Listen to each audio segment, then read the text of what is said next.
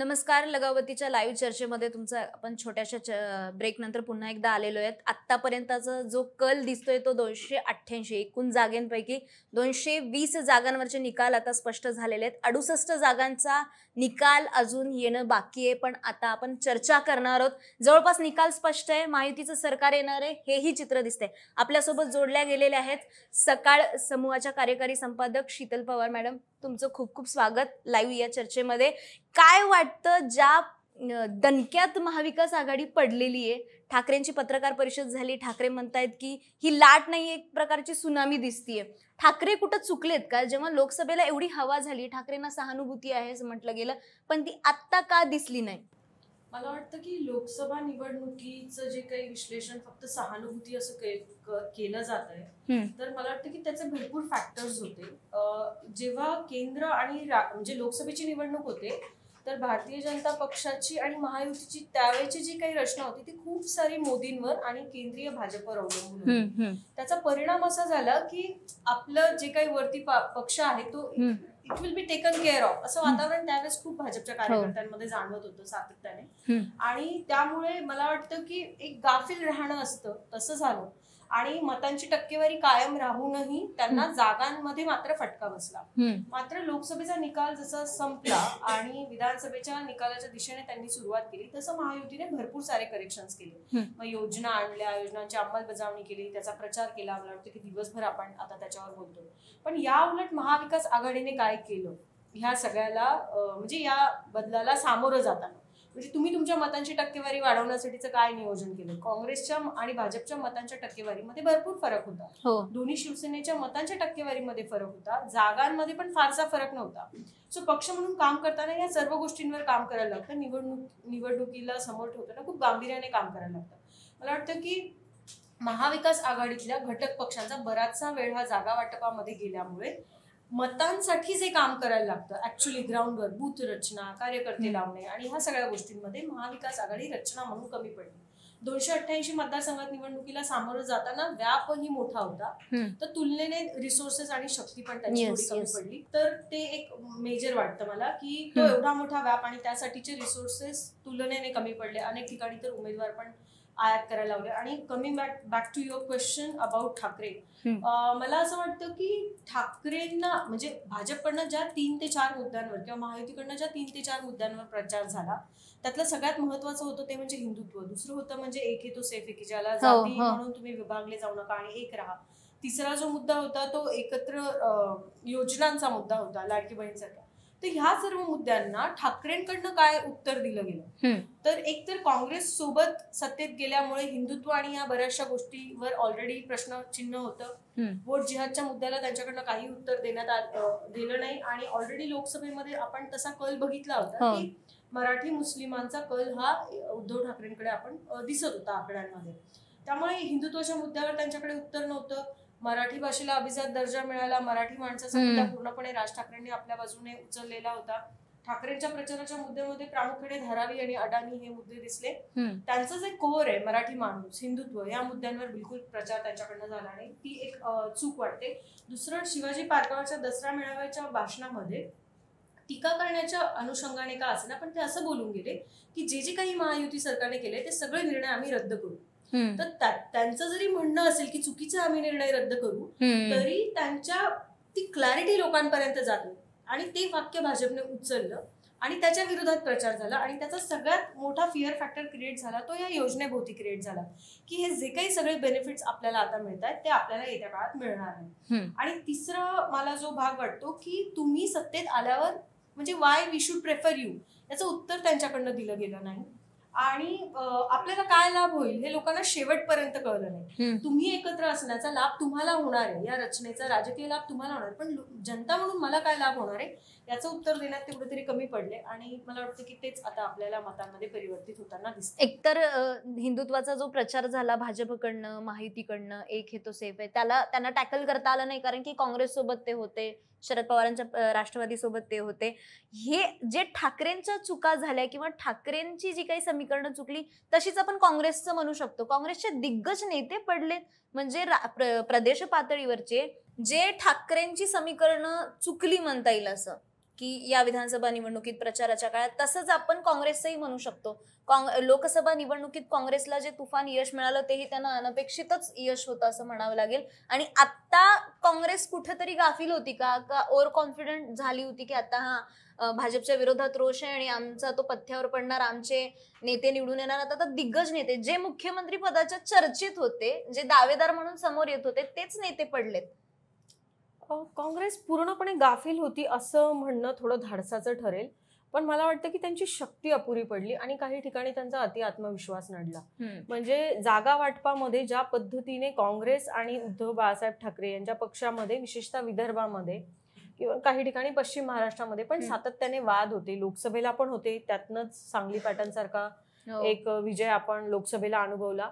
तर ती एक मेजर गोष्ट वाटते मला की जी काँग्रेसची कमी पडली. दिग्गज नेत्यांच्या पराभवामागचं म्हणजे खरंच ते खूप सरप्राइझिंग आहे. म्हणजे पृथ्वीराज चव्हाण, बाळासाहेब थोरात, म्हणजे यशोमती ठाकूर, इकडे देशमुख, धीरज देशमुख, तिकडनं ऋतुराज पाटलांचं समजू शकतो की माडिकांनी तेवढी ताकद लावली होती, पण पृथ्वीराज चव्हाणांचं आणि बाळासाहेब थोरातांचं पडणं, इकडे ठाकूर यांचं पडणं आणि सुनील केदारांच्या पत्नी अनुजा केदार यांचाही पराभव झाला. केदारांची ताकद होती त्यांच्या मागे, केदार तिकडचे मोठे ताकदवर नेते समजले जातात. असं असताना इकडे माणिकराव ठाकरेंचा पराभव झाला. जे जे नेते फ्रंट फूटवरती खेळत होते मधल्या काही काळामध्ये, जेव्हा त्यांना वाटत होते की महाविकास आघाडीचं सरकार येईल, तेच नेते पराभूत झाले. काँग्रेस आणि भाजपमध्ये मला एक मूलभूत फरक कायम जाणवतो की काँग्रेस नेत्यांवर खूप बॅन करते आणि भाजपने ह्या निवडणुकीला कार्यकर्त्यांवर आणि केडरवर खूप बॅन केलं. तर असं नाहीये की काँग्रेसकडे केडर नाहीये किंवा काँग्रेसला मानणारा मतदार नाहीये, पण कुठल्याही म्हणजे अगदी सर्वसामान्य जीवनात पण काम करताना कधीही आपण आपल्या स्ट्रेंथवर काम करायचं असतं आणि मग दुसऱ्या टप्प्यामध्ये तुम्ही तुमचा जो विरोधक असतो त्याच्या विकनेसवर काम करायचं असतं. मला वाटतं की भारतीय जनता पक्षाने आणि त्यांच्या इकोसिस्टीमने सगळ्यात आधी स्वतःच्या स्ट्रेंथवर काम केलं. त्यांची स्ट्रेंथ काय की विचार परिवाराची ताकद आहे, नेटवर्क आहे, त्यांचे प्रत्येक भागामध्ये नेते, त्यांच्याकडे कार्यकर्त्यांचं मोठं जाळ आहे. त्यांनी या प्रत्येक मुद्द्याला पॉलिश केलं आणि ते उजळेपर्यंत पॉलिश केलं आणि त्यामुळे त्यांना हा वन स्लाइड जी विक्ट्री आपण म्हणतोय, लँडस्लाइड विक्ट्री, ती दिसते. या उलट काँग्रेसचं लोकसभेनंतर कार्यकर्त्यांमध्ये पण अति आत्मविश्वास आलेला होता. प्रत्येकाला असं वाटायला लागलं होतं की हीच आता आपल्याला संधी आहे. काँग्रेसमध्ये अंतर्गत नेत्यांमधला संघर्ष जाणवत होता. काँग्रेसमुळे महाविकास आघाडीमध्ये संघर्ष निर्माण होत होता. तर असं भाजपचं नव्हतं. म्हणजे मला एक वाक्य भारतीय जनता पक्षाच्या प्रदेशाध्यक्षांचं आठवतं की महायुतीला जिंकवण्यासाठी आम्ही लढणार आहोत. या संपूर्ण प्रचारात काही ठिकाणी शरद पवारांचा अपवाद वगळता कुठल्याही महाविकास आघाडीच्या नेत्याने एकीची भाषा केली नाही. त्यांचा भारतीय जनता पक्षाला जो विरोध त्यांनी लोकसभेमध्ये खूप तीव्र केलेला होता, तो विरोध पण ह्यावेळेस फारसा, म्हणजे लोकसभेच्या प्रचाराच्या काळात ती महाविकास आघाडीची एकी दिसून आली. एकत्र सगळीकडे सभा घेणं, एकत्र प्रचार करणं, मुद्दे लावून धरणं, आणि तेच विधानसभेला दिसलंच नाही. ते चित्रच नव्हतं. सगळे वेगवेगळे होते. जागा वाटपावरनं खल होता, मान्य, पण त्यानंतर तुम्ही उतरलं पाहिजे होतं, पण तेही चित्र कुठंतरी दिसलं नाही त्यांचं. मला वाटतं की महाविकास आघाडीला लोकसभेमध्ये जी एज मिळाली त्याचं कारण होतं ब्रॉड नरेटिव्ह. पण लोकसभेच्या इलेक्शनमध्ये कायम एक कार्पेट नरेटिव्ह असतं आणि त्यावरच ती इलेक्शन होते, कारण ती देशाची निवडणूक असते. तिथे गाव गल्लीबोळातले मुद्दे फारसे येत नाही. पण स्थानिक स्वराज्य संस्थांच्या निवडणुका लांबल्यामुळे ह्यावेळेस लोकांमध्ये एक राग होता आणि त्यातनं वरनं जे काही फिअरचं एक कार्पेट नरेटिव्ह महाविकास आघाडीने मांडलं त्याचा परिणाम झाला. पण आता जेव्हा आपण विधानसभेच्या निवडणुकीला सामोरं गेलं त्यावेळेस इक्वेशन पूर्ण बदलतं. ह्या विधानसभेच्या निवडणुकीला तुम्हाला कुठेही असं कार्पेट नरेटिव्ह दिसणार नाही आणि खूप सारे लोक काहीतरी वरनं फिअर फॅक्टर येईल किंवा पवार साहेबांच्या सभांवरची डिपेंडन्सी असेल, काँग्रेसची वेगळ्या मुद्द्यांवरची डिपेंडन्सी असेल, याच्यावर खूप ठिकाणी लोक अवलंबून होते असं दिसलं. आणि त्यामुळे जे मतदान घडवून आणण्यासाठीचं करेक्शन करायचं असतं, म्हणजे तुमच्या मतांची टक्केवारी टिकवण्यासाठी असेल, तुमच्या जागा वाढवण्यासाठी असेल, ते फारशा प्रमाणात झालं नाही.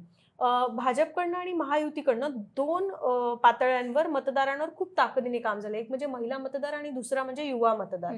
काँग्रेस थोडंसं कुठेतरी ह्या वर्गाला पण आपल्याकडनं वळवण्यामध्ये कमी पडलं असं मला वाटतं.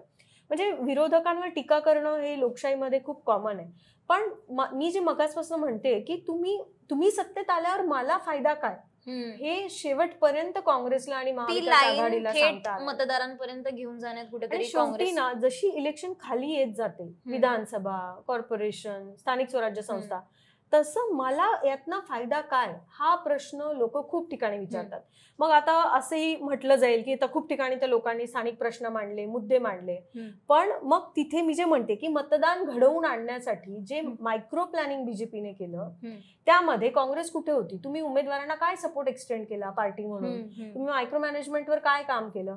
असे प्रश्न मला वाटतं की त्याच्यावर डिस्कशन व्हायला पाहिजे. आता त्याच्यावर याच विश्लेषण आणखी केलं जाईल पुढे की काँग्रेस कुठेतरी चुकली का? कारण की 19ला जी समीकरणं आकारास आली होती महाविकास आघाडीची ती मतदानाच्या नंतर, निकालाच्या नंतर आकाराला आली होती. तर ते काँग्रेसचा जो वोटर आहे तो कुठेतरी शिफ्ट झाला का दुसरीकडे? कारण की सेनेसोबत जाणं पटलं नसेल का? काँग्रेसचा वोटर शिफ्ट झाला असं म्हणता येणार नाही.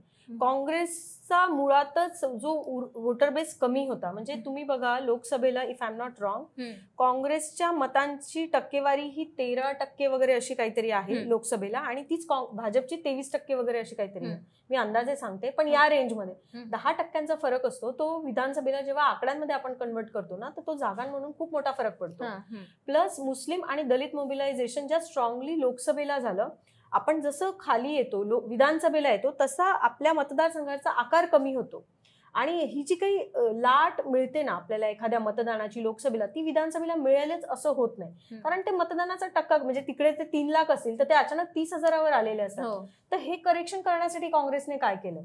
आणि त्यामुळे काँग्रेसचा वोटर बेस हल्ला असं नाही, पण जे वोट ट्रान्सफर शिवसेना आणि काँग्रेसमध्ये लोकसभेच्या दरम्यान झालं ते घडवून आणण्यामध्ये विधानसभेला हे दोन्ही पक्ष फेल झालेले. आणि त्यातही त्यांना मोदींना टॅकल करता आलं नसावं, कारण की मोदींच्या जेवढ्या सभा झाल्या, जेवढी भाषणं झाली, मोदींनी पवार आणि ठाकरे सोडून काँग्रेसला जास्त निशाणा केला होता.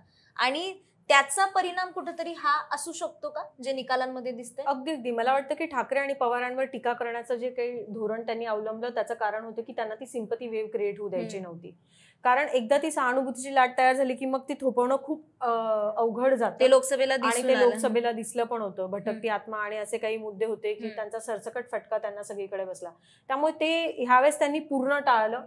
त्यांनी ठाकरेंवर टीका करताना हिंदुत्व हा एकमेव मुद्दा ठेवला, आणि काँग्रेसवर टीका करताना त्यांनी वेगवेगळे परफॉर्मन्स पॅरामीटर्स मांडले की ज्याचं उत्तर काँग्रेसकडे नव्हतं. काँग्रेस सातत्याने जातगणना आणि असे मुद्दे मांडत राहिली की मी जे मगासपासून म्हणते की महिलांना काय रिलेट होणार आहे तो मुद्दा, युवकांना तो मुद्दा काय रिलेट होणार आहे.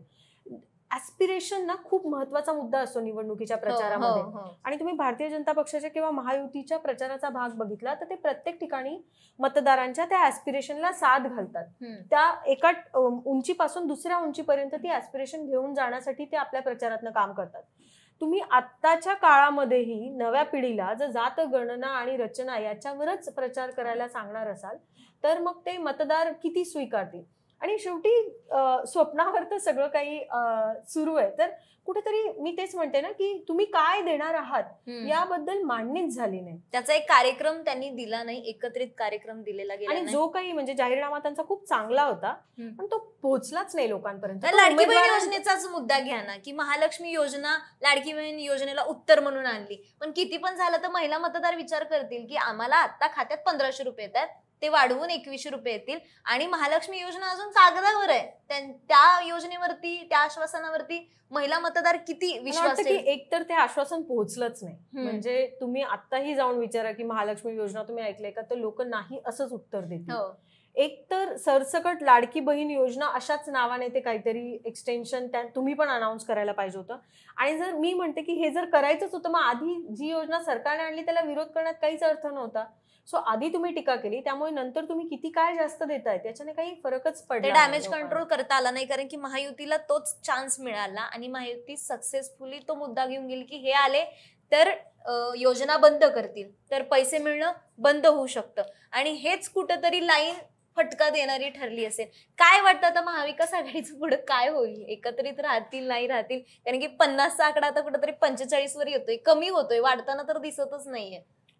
महाविकास आघाडीचं काय होईल? मला वाटतं की जोपर्यंत शरद पवार सगळ्यांसमोर येऊन बोलत नाही तोपर्यंत, कारण ते ह्या रचनेचे निर्माते आहेत, त्यामुळे मला वाटतं की याचं उत्तर ते आपल्यापेक्षा सगळ्यांपेक्षा जास्त चांगल्या पद्धतीने देऊ शकतील.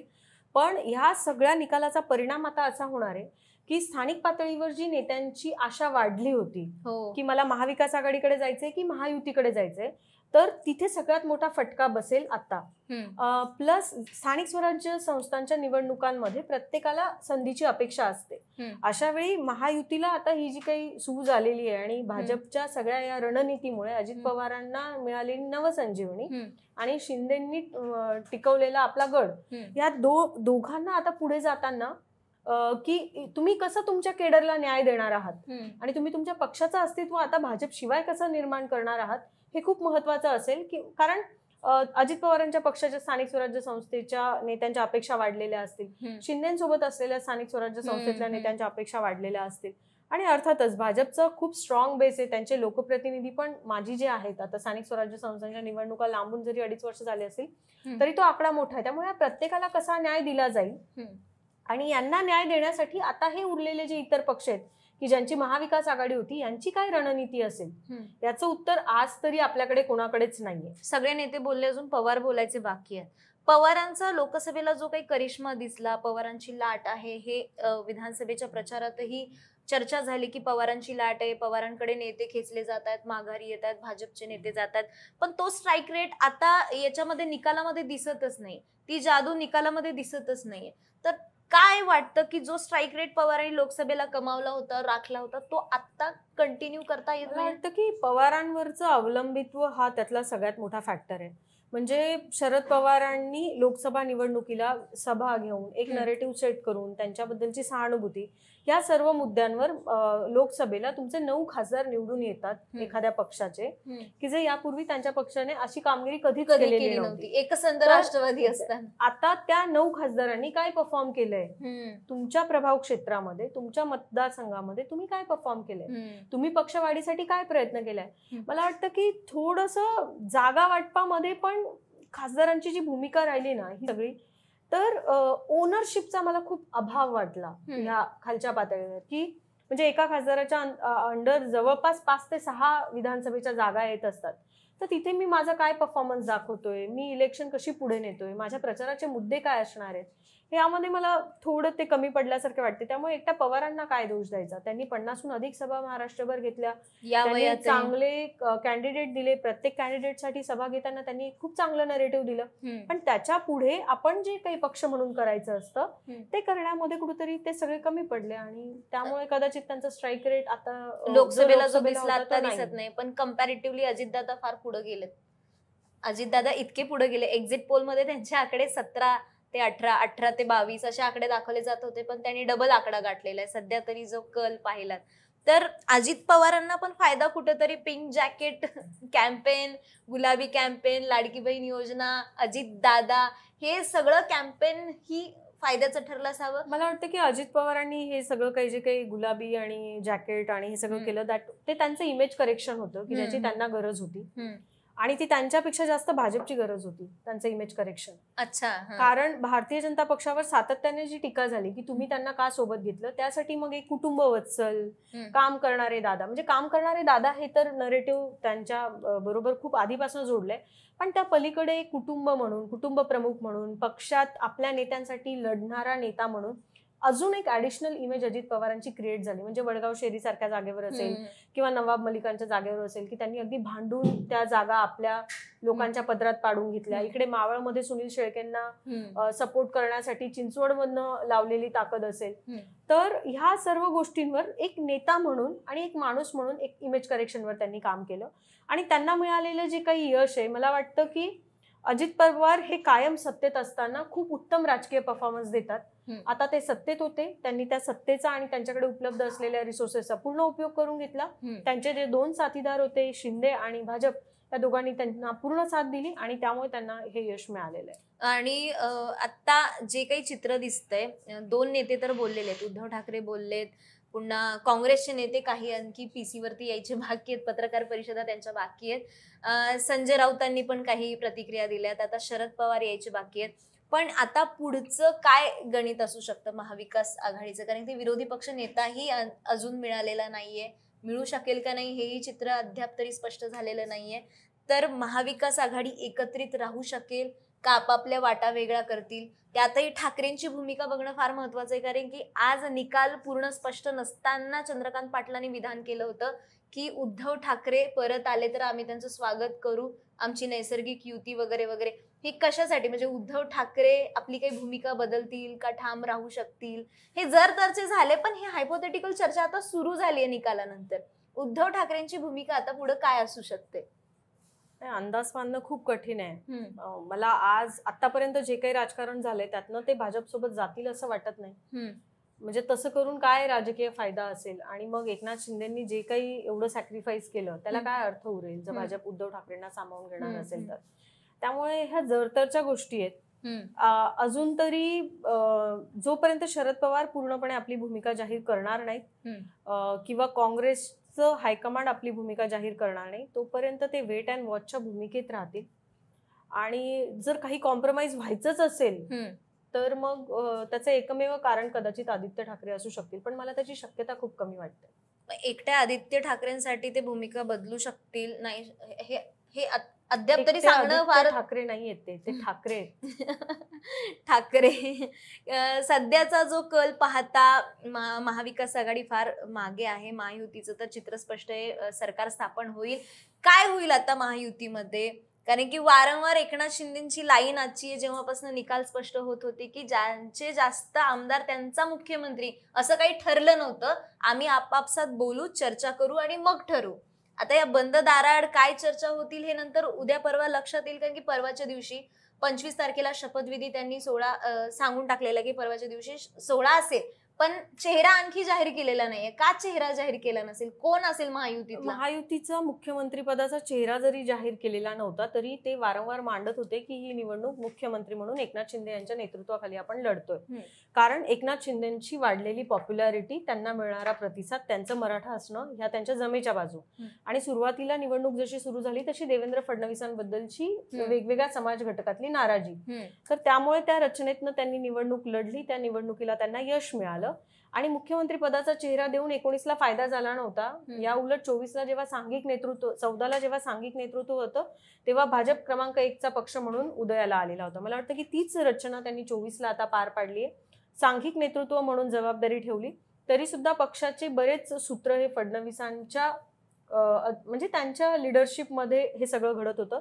आणि आता ज्या पद्धतीचे आकडे आपण आपल्या समोर स्क्रीनवर पण आपल्याला दिसत आहेत बहुमताचे, तर एवढी मेजॉरिटी मिळवल्यानंतर, म्हणजे जवळपास 130 जागांच्या पुढे जेव्हा महाराष्ट्रात भाजप जाते, 133 दाखवतीये सध्याचा कल, पहिल्यांदा महाराष्ट्रामध्ये एवढ्या जागा त्यांना मिळत आहेत. अशा वेळी भाजपचा मुख्यमंत्री न करण्याची चूक भाजप अजिबात करणार नाही. महाराष्ट्राचा मुख्यमंत्री हा भारतीय जनता पक्षाचाच होईल. आणि आता काही वेगळं सरप्राईज भाजप द्यायच्या मूडमध्ये असं मला वाटत नाही. कारण की चर्चा आता सुरू झाल्या की फडणवीस नसतील, कोणीतरी नवीन चेहरा आणला जाईल.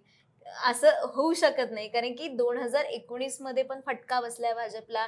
नंतर एकनाथ शिंदेना मुख्यमंत्री केलं आणि उपमुख्यमंत्री पद फडणवीसांना देण्यात आलं होतं, तेव्हा कुठेतरी ते बॅकफूटवरती गेले. आता मला नाही वाटत, म्हणजे तुम्ही पण जसं की म्हणताय की आता भाजप मुख्यमंत्री पद सोडणार नाही कोणत्याही परिस्थितीत, कारण की एक सेफ म्हणजे काय आकडा पार केलाय त्यांनी, एकदम सेफ कम्फर्टेबल मेजॉरिटी पेक्षाही त्या बियॉन्ड ते गेलेले. त्याच्यामुळे मुख्यमंत्री पद त्यांच्याकडे असेल. मग शिंदेची ही भाषा का असू शकते की मुख्यमंत्री पदाचं आमच्यात काही ठरलेलं नाहीये, असा काही फॉर्म्युला नाहीये, आम्ही चर्चा करू? हे फक्त बार्गेनिंग पॉवर वाढवून घेण्यासाठी असेल का वेगळं पुन्हा फॉर्म्युला पाहायला मिळेल, 1 मुख्यमंत्री 2 उपमुख्यमंत्री, असं काही चित्र दिसेल? असू शकेल. त्यांच्या नवीन फॉर्म्युलामध्ये ते पूर्णपणे त्यांच्यासोबत राहिलेल्या 2 घटक पक्षांना न्याय द्यायचा प्रयत्न करतील. कारण भारतीय जनता पक्ष वापरून सोडून देत नाही हे नरेटिव्ह त्यांचं देशासाठी महत्वाचं आहे, केंद्रातल्या त्यांच्या रचनेसाठी. आणि त्यामुळेच महाराष्ट्राचा निकाल इतका महत्वाचा होता. त्यामुळे ते नक्कीच घटक पक्षांना न्याय देतील, पण मला नाही वाटत की ते मुख्यमंत्री पदावर काही कॉम्प्रोमाइज करतील. मुख्यमंत्री हा आता भारतीय जनता पक्षाचाच होईल. पण निवडणुकी आधी महायुतीने मुख्यमंत्री पदाचा चेहरा जाहीर केला नव्हता. पण अमित शहांनी ज्यावेळेस पुण्यामध्ये संमेलन झालं भारतीय जनता पक्षाचं त्यावेळेस खूप स्पष्ट सांगितलं होतं. त्यानंतर सातारच्या सभेमध्ये पण त्यांनी त्याचा पुनरुच्चार केला होता की भारतीय जनता पक्षाचा मुख्यमंत्री मिळवण्यासाठी सर्वाधिक जागा ह्या आपल्या निवडून आणा, आपल्याला बहुमताचं सरकार आणायचंय. त्यामुळे मला वाटतं की त्यांना प्रचंड क्लॅरिटी आहे की कुठला एक जागांचा मार्क आपण अचीव केल्यावर आपल्याला आपल्या पक्षाची सत्ता आणायला, आपल्या पक्षाचा मुख्यमंत्री करायला मदत होईल. आणि त्या दिशेने त्यांनी प्रवास केलेला आहे आणि त्यामुळे मला नाही वाटत की ते मुख्यमंत्री पदावर आता काही कॉम्प्रोमाइज करतील. त्यांची हीच लाईन कदाचित कार्यकर्त्यांना स्फुरण देणारी पण ठरली असेल भाजपच्या. जे नाराज एक कार्यकर्त्यांचा गट होता की मुख्यमंत्री पद आपल्याला मिळालेलं नाहीये, सत्तेत असून जास्त जागा असू नये, आता तो फायदा महायुतीला झालाय. कुठेतरी अमित शहानी पण संकेत दिले होते, स्पष्ट संकेत, की फडणवीस मुख्यमंत्री होणार. तसं महाविकास आघाडीने केलं नव्हतं. मुख्यमंत्री पदाचा चेहरा जाहीर केला असता तर वेगळा फरक दिसला असता का, वेगळा प्रभाव दिसला असता निकालामध्ये त्याचा? नाही, मला म्हणजे आत्ताचा निकाल बघता मला नाही वाटत की असा काही फरक दिसला असता. उलट जर महाविकास आघाडीने असा काही चेहरा जाहीर केला असता ना, तर त्यांच्यातलं डिस्टर्बन्स अजून निवडणुकीपूर्वीच खूप जास्त ठळक झाला असता. म्हणजे महाविकास आघाडीने ज्या दिवशी, विशेषतः उद्धव ठाकरेंनी ज्या दिवशी मुख्यमंत्री पदाचा चेहरा या मुद्द्यापासून विड्रॉ केलं, तिथून पुढे कुठेतरी त्यांची महाविकास आघाडी म्हणून मांडणी सुरू झाली. मग ती जागा वाटपाच्या बाबतीत असेल, जाहीरनाम्याच्या बाबतीत असेल, मुद्द्यांच्या बाबतीत असेल. तर त्यामुळे मला नाही वाटत की त्यांनी तो चेहरा दिला असता तर भारतीय जनता पक्षाने त्याला उत्तर म्हणून त्या चेहऱ्याविरोधात एक काउंटर उभं केलं असतं आणि उलट त्या चेहऱ्यामुळे महाविकास आघाडीला पराभव झाला असं त्या चेहऱ्याचंच नुकसान जास्त झालं असतं. जसा निकाल स्पष्ट होत गेला तसा मुख्यमंत्री पदाबाबतच्या चर्चाही वाढल्या महायुतीमध्ये, की मस्केंसारखे नेते असतील शिंदे गटाचे, शिंदेच्या नेत्यांनी विधानं करायला सुरुवात केली की एकनाथ शिंदे मुख्यमंत्री होतील, सेनेचा मुख्यमंत्री होईल. नंतर सुनेत्रा पवारांनी देखील मागणी केली, उघड बोलल्या ते, की अजित पवारांना मुख्यमंत्री करायला लागेल. नंतर असं काही समीकरण आकारास येऊ शकतं का सर? समजा देवेंद्र फडणवीस मुख्यमंत्री झाले, त्यांनी शपथ घेतली मुख्यमंत्री पदाची आणि त्यानंतर वाटाघाटी झाल्या, 2.5 वर्ष, 1 वर्ष, 2 वर्ष, असं काही होऊ शकतं? कारण की मित्रपक्षांना जर जुळवून ठेवायचं असेल. नाही वाटत मला असं काही ते करतील. ज्या पद्धतीचा पक्ष म्हणून ग्रो करण्याचं त्यांचं स्वप्न आहे आणि ज्या दिशेने पक्षाची देशभरात त्यांना वाटचाल करायची आहे, त्या दिशेने महाराष्ट्रासारख्या राज्याचं एक हाती आलेलं मॅन्डेट ते का सोडतील? आणि त्यांना माहिती आहे ना की अजित पवारांना किंवा शिंदेंना मिळालेली ही राजकीय संधी त्यांच्यामुळे मिळालेली आहे. तर प्रत्येक पक्षाला असं वाटतं की आपल्या नेत्याला राज्यातलं सर्वोच्च पद मिळायला पाहिजे. त्यामुळे अजित पवारांच्या किंवा एकनाथ शिंदेच्या पक्षाला ते वाटत असेल तर त्यात काही गैर नाहीये. पण मला नाही वाटत की भारतीय जनता पक्ष आलेलं हे मॅन्डेट फक्त आणि फक्त घटक पक्षांना न्याय द्यावा ह्या उदार भावनेने सोडून देईल. ते मुख्यमंत्री पदावर काही कॉम्प्रोमाइज करतील असं नाही वाटत मला.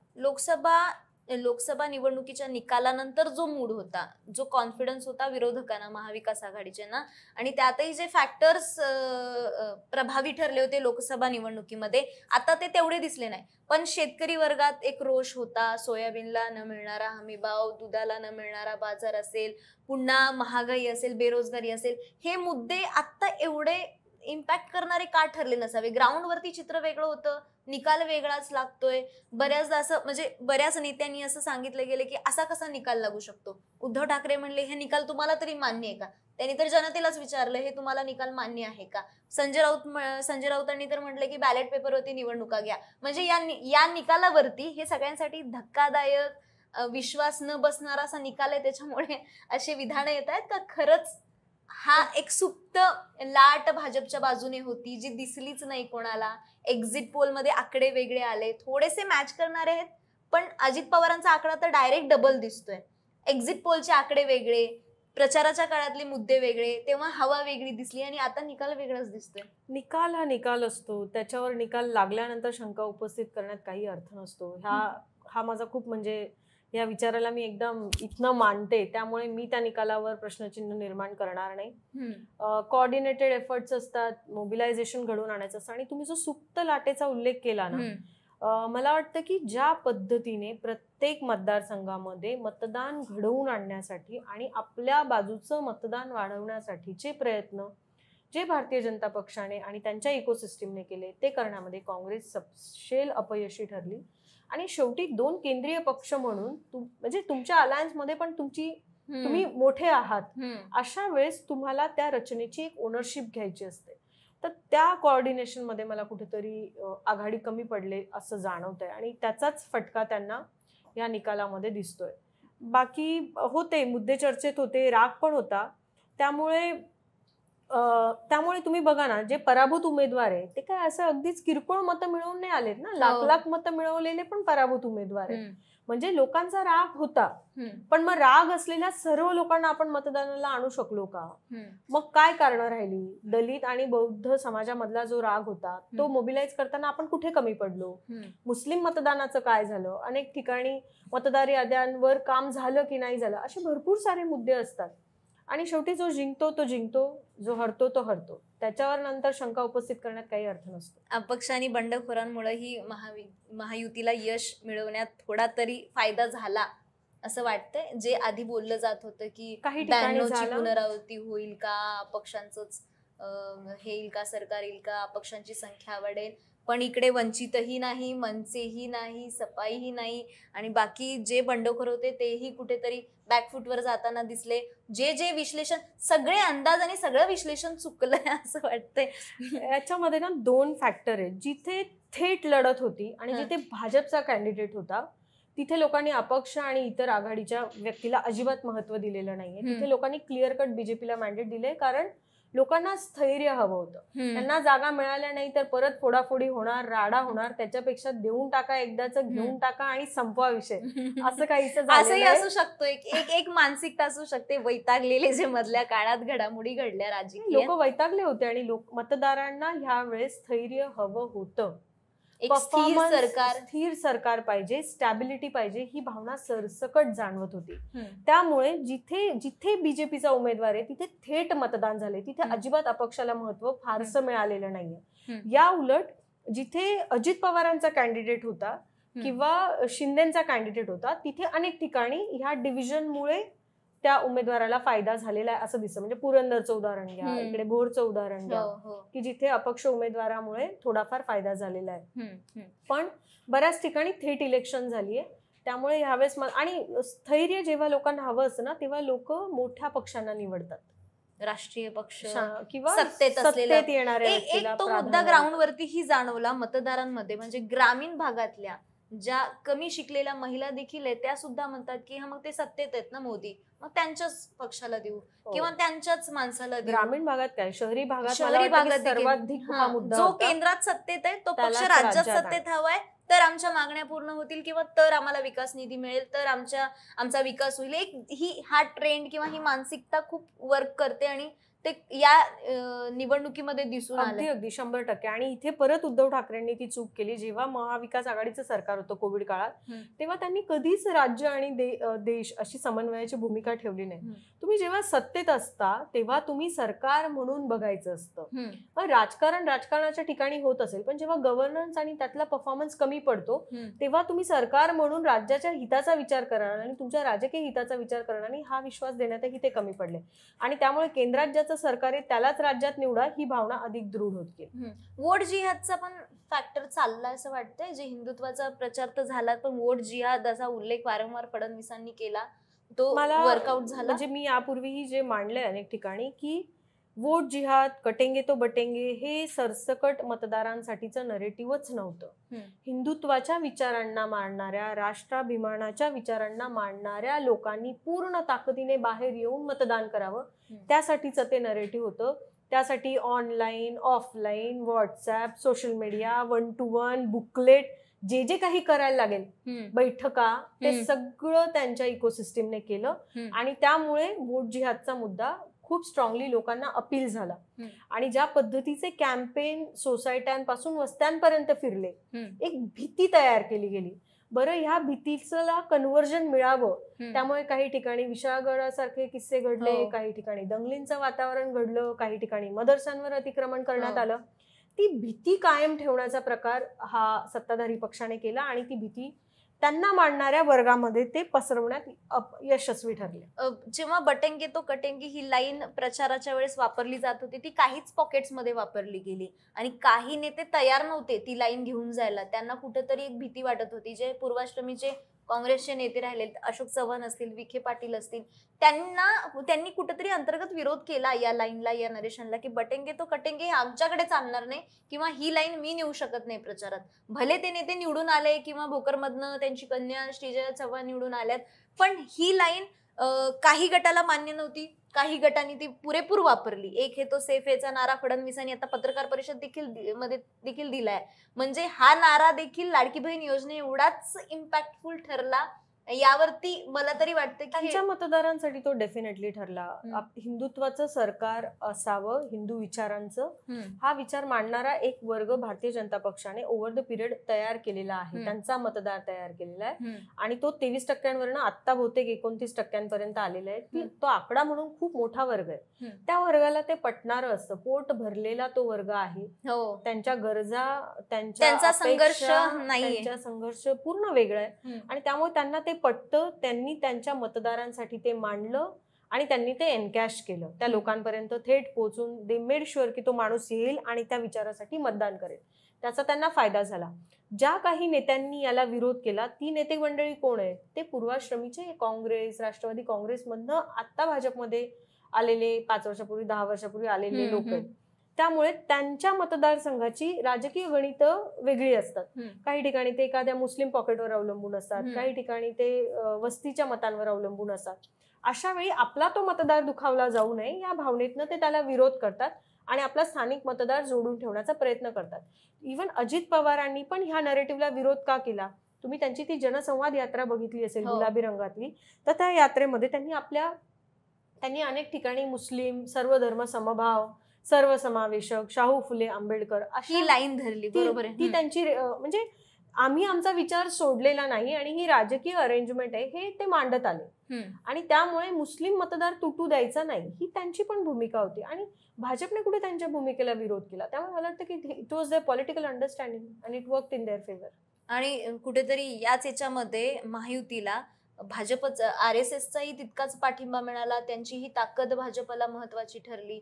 आणि निकाल लागल्याबरोबर मोहन भागवतांना भेटायला गेले होते देवेंद्र फडणवीस आणि आभार देखील व्यक्त केले त्यांनी. जे लोकसभेला एक प्रकारची चर्चा सुरू होती किंवा संघाने उघड टीका करणं, नेतृत्वावरती भाजपावरती टीका करणं, आणि आता एकदम बदल म्हणजे संघाची मदत मिळणं, संघाकडे फडणवीसांनी जाणं. त्याच्यामुळे संघ हा फॅक्टर देखील खूप फायद्याचा ठरला भाजपला या निवडणुकीत. मला वाटतं की भारतीय जनता पक्ष आणि राष्ट्रीय स्वयंसेवक संघ हे समीकरण काही फक्त देवेंद्र फडणवीसांमुळे नाहीये. ती त्यांची इकोसिस्टम आहे. 70-80 विचार परिवारातल्या संघटनांचं एक मिळून एक हिंदुत्ववादी संघटन बनतं, ज्याचा एक भाग भारतीय जनता पक्ष आहे आणि ज्याची मातृसंस्था राष्ट्रीय स्वयंसेवक संघ आहे. तर ह्या लोकसभेला जो काही सगळा निकाल आला त्यानंतर ह्या रचनेमध्ये पॅरलली राष्ट्रीय स्वयंसेवक संघाची यंत्रणा पूर्ण वेळ काम करत होती आणि त्यांचा रोल हा बऱ्यापैकी एक पॅरलल यंत्रणा उभी करणं, मतदान एन्श्योर करण्याची आणि भारतीय जनता पक्षाच्या रचनेला मॉनिटर करणं, कंट्रोल करणं. म्हणजे अनेक ठिकाणी तर त्यांचे प्रतिनिधी कंटेंट पासून ते बूथ रचनेपर्यंत सक्रिय होते. निवडणुकीच्या मतदानाच्या दिवशी बूथ लावलेले होते एरियाजमध्ये मतदान घडवून आणण्यासाठी. त्यामुळे डेफिनेटली त्यांचा वाटा आहे. राष्ट्रीय स्वयंसेवक संघाची 100री सुरू झालेली आहे. ऑलरेडी राहुल गांधींनी नागपूरमधले पण आता ह्या निवडणुकीला जेव्हा त्यांनी नागपूरला सभा घेतली तर त्यांनी राष्ट्रीय स्वयंसेवक संघावर टीका केलेली होती, जी करण्याची अजिबातच गरज नव्हती. त्यामुळे मला वाटतं की जे काही काँग्रेसने आणि ठाकरेंनी पेरलं ते त्यांच्या विरोधात आता उगवलंय. त्यांनी जर त्या संस्थेला, त्या विचारांना विरोध दर्शवला नसता तर संघाला मुद्दा मिळाला नसता की आम्ही भारतीय जनता पक्षाच्या वतीने का काम करतोय. सो तुम्ही त्यांना विरोध करून कुठेतरी त्यांना भाग पाडलं की नाही, आता तुम्हाला तुमचं अस्तित्व टिकवण्यासाठी तुम्हाला हे सरकार आणायचं. आणि त्यामुळे संघ पूर्ण ताकदीने ह्या निवडणुकीच्या रचनेमध्ये सहभागी होता. कॅम्पेन पासून असेल, बूथ रचनेपासून असेल, मतदान वाढवण्याच्या प्रक्रियेत असेल, जे जे काही यासाठी करायला लागेल ते सगळं काही राष्ट्रीय स्वयंसेवक संघाने केलं आणि त्यामुळेच भाजपला एवढा फायदा झाला. म्हणजे किंग मेकर एकटे कोणते नेते आपण म्हणू शकत नाही, तर संघ देखील तितकाच मोठा फॅक्टर ठरलाय भाजपच्या या यशामागे. आणि दुसरा एक मुद्दा की जे ओबीसी वर्सेस मराठा समाजामध्ये संघर्ष दिसला मधल्या काही काळामध्ये, त्याचा फटका लोकसभा निवडणुकीतही भाजपला बसला, महायुतीला बसला. आणि आता तो फॅक्टर किंवा ती लाट किंवा तो जरांगे फॅक्टर दिसतच नाहीये असं म्हटलं जातंय. कारण की मराठवाड्यात जिथं पाटीकोरी होती भाजपची तिथे भाजपने पुन्हा दणक्यात एंट्री केली आहे. काँग्रेस पिछाडीवरती आहे, महाविकास आघाडी पिछाडीवरती आहे आणि महायुती मराठवाड्यात पुढे गेलेली आहे. तर मग जरांगे फॅक्टर हवेतच विरला यावेळेस. जरांगींनी जी अचानक माघार घेतली त्या दिवसापासून खरं तर सगळं नरेटिव्ह चेंज व्हायला लागलं. आणि शेवटी जेव्हा स्थानिक पातळीवर निवडणूक होते तेव्हा प्रतिनिधित्वाचा मुद्दा खूप महत्वाचा असतो. मराठवाड्यामध्ये मराठा उमेदवारांना संधी देणं आणि अत्यंत स्थानिक पातळीवर एक प्रचार घडवून आणण्यामध्ये महायुतीला यश मिळालं आणि त्यामुळे त्यांचा परफॉर्मन्स इतर कॅन्डिडेटपेक्षा बरा राहिला. आणि मागच्या वेळेस जरांगे फॅक्टर महाविकास आघाडीला फायद्याचा ठरला. यावेळेसही कुठेतरी महाविकास आघाडी डिपेंड होती का की हे विरोधातच जाणार आहे मराठा मतदान, ते आम्हाला फायदेशीर ठरणार आहे? कुठेतरी याबद्दलही एक डिपेंडन्सी होती जरांगेंवर त्यांची, का जरांगेंनी भूमिका बदलल्यामुळे ऐनवेळेस माघार घेतल्यामुळे थोडं कुठेतरी जरांगेंच्या क्रेडिबिलिटीला बसले, म्हणजे त्याच्यात नसलेलं सातत्य हा मला वाटतं की त्यांच्या विरोधात गेलेला मुद्दा आहे. आणि महाविकास आघाडीच्या अनेक नेत्यांची डिपेंडन्सी होती त्याच्यावर, पण त्यांच्या नरेशन मध्ये काही सातत्य नव्हतं. आणि सातत्याने तुम्ही जर बघितलं असेल ना, ओव्हर द पिरियड कुठेतरी त्यांच्या क्रेडिबिलिटीवर प्रश्नचिन्ह आणण्यामध्ये पण महायुतीला यश मिळालेलं आपण बघितलंय. त्यामुळे मला वाटतं की त्यामुळे तो मुद्दा एवढा चर्चेत नाही आला स्ट्रॉंगली ह्या इलेक्शन मध्ये. आणि महायुतीमध्ये एक्झिट पोलचे जे अजितदादांचे आकडे, अजित पवारांच्या राष्ट्रवादीचे आकडे, ते 18 ते 22, 18 ते 20 असे दाखवले जात होते, पण त्याहूनही दुप्पट त्यांनी संख्या मिळवली आहे. आणि बारामतीमध्ये यावेळेस म्हणजे मागच्या काळामध्ये दादांनी एक विधान केलं होतं की लोकसभेला जी मी चूक केली, सुनेत्रा पवारांना उतरवून रिंगणात निवडणुकीच्या, आत्ता पवारांनी ती युगेंद्रांना उतरवून केलेली आहे. तर हे अशी लाईन घेणं आणि मतदानाच्या अगदी तोंडावरती भाऊक होणं, रडणं, एक भावनिक आवाहन करणं, ह्या गोष्टी असं वाटत होतं की अजितदादांनी हात टेकले की काय, त्यांना कुठेतरी पराभव दिसतोय का, पण अगदी उलट दिसते. बारामतीमध्ये चित्रच वेगळं होतं. युगेंद्र पवारांनी पण बऱ्यापैकी चांगली टफ लढत दिली, कारण की पवारांची ताकद होती. पण एक समीकरणच फिक्स झालं बारामतीमध्ये, राष्ट्रवादीमध्ये फूट पडू देत, पवार कुटुंबामध्ये फूट पडू देत, लोकसभेला ताई, विधानसभेला दादा, असं ठरलेलंच दिसतंय का? म्हणजे धक्का कुठंच पोहोचला नाही. आणि अजित पवारांना हे स्वतः स्पष्ट करावं लागलं की माझं लीड हे 50,000चं नव्हतं, लाखभरांचं लीड होतं, हे त्यांनी पत्रकार परिषदेमध्ये स्पष्ट केलं. काय वाटतं, बारामतीपासून जो संघर्ष येऊन पुन्हा तिथेच युटर्न आलेला आहे आणि तिथेच तो संघर्ष संपेल? आता काय पुढे वाटते बारामतीमधनं? काय मला वाटतं की ह्यावेळची बारामतीची निवडणूक ही काका पुतण्यामध्ये होती, पण ती अजित पवार आणि त्यांच्या पुतण्यामध्ये होती. तिला आपण बाहेरून बघताना आपल्याला असं वाटतं की ती शरद पवार आणि अजित पवार अशी लढत होती, पण तुम्ही शरद पवारांची पूर्ण मांडणी बघा, ही लढत अजित पवार आणि युगेंद्र पवार अशीच होती आणि त्यामध्ये काकांची चर्चा झाली. एवढाच त्या निवडणुकीचा अर्थ आहे. एवढाच.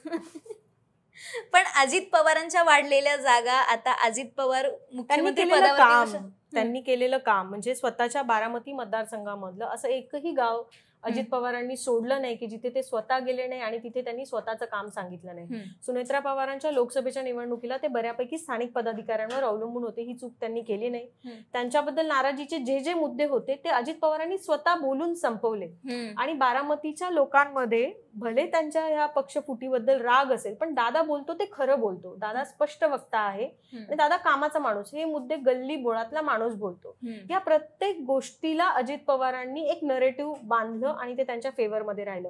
म्हणजे ठीक आहे, माझी चूक झाली, दादाने प्रांजळ कबुली दिली, त्याची चूक झाली, त्यांनी ते मान्य केलं. त्यांचं जे चुकलं ते त्यांनी मान्य केलं. स्थानिक पदाधिकाऱ्यांचा राग माझ्यावर काढू नका अशी लोकांना स्वतः जाऊन विनंती केली, गावोगाव दौरे केले, प्रत्येक गावात त्या गावासाठी मी काय केलं हे काम समजावून सांगितलं. त्यामुळे या सगळ्याचा फायदा होऊन त्यांना ते यश मिळालेलं आहे. असाच फॉर्म्युला त्यांनी त्यांच्या उमेदवारांच्या बाबतीत राबवला. त्यांची जी काही जनस्वराज्य यात्रा होती ती प्रत्येक मतदारसंघामध्ये गेली.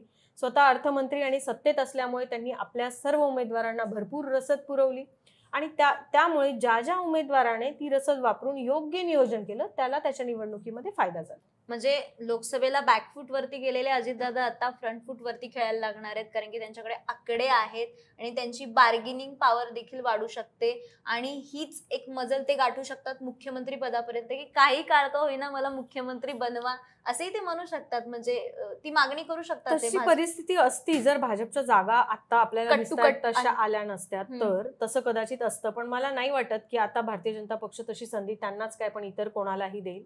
आणि ते लोकसभेनंतर ते फ्रंट फूटवर येऊन खेळले म्हणून त्यांना विधानसभेला हे यश मिळालेलं आहे. त्यामुळे मला वाटतं की ते सत्तेत निवांतपणे सहभागी होतील, सत्तेचा उपभोग घेतील आणि बाकी सर्व गोष्टी आता या क्षणी प्रचंड गौण बनलेल्या आहेत. आता राष्ट्रवादीचा देखील यावरती निकाल अवलंबून होता की विधानसभेत कोणाची किती जागा येतात, त्यावरनं पण तो क्लेम ठरत होता जनतेमध्ये राष्ट्रवादी कोणाची.